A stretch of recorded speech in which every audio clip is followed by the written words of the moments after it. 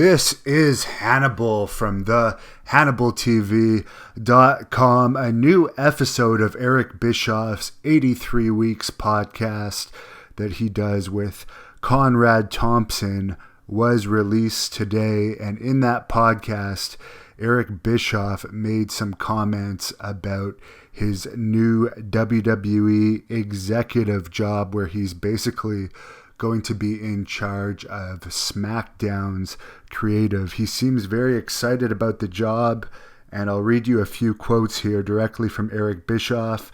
He says, "I want to let everyone know the magnitude of this opportunity and the challenge and the commitment that goes along with it is not lost on me. There's been a couple of times over the last few days where I've been driving around in my truck or taking my dog for a hike and going, wow, this is the biggest opportunity I've ever had in the industry. Granted, when Bill Shaw made me president of WCW, obviously that was a very big moment, but I was learning on the job there. I had nothing to lose there.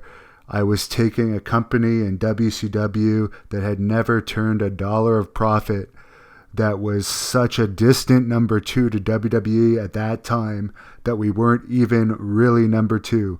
A company that was fraud with bad history and all kinds of internal issues, so I had nothing to lose," was the first quote from Bischoff. And he also said, "This situation is an entirely different ball game here.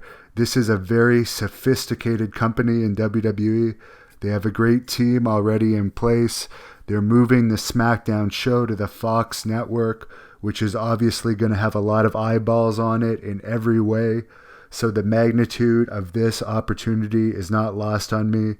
I said this in a tweet. This is probably the only thing I'm going to say beyond this, and I mean this. I almost get a tear in my eyes saying this.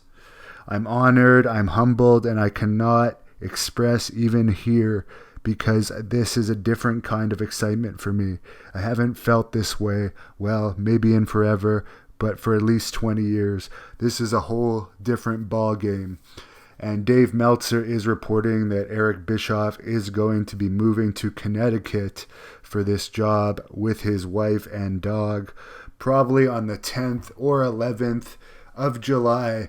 I do believe this is a good idea that WWE has done here, putting Paul Heyman in charge of Raw Creative and Eric Bischoff in charge of Smackdown Creative, because obviously they had a history with ECW and WCW always acting like they were against each other.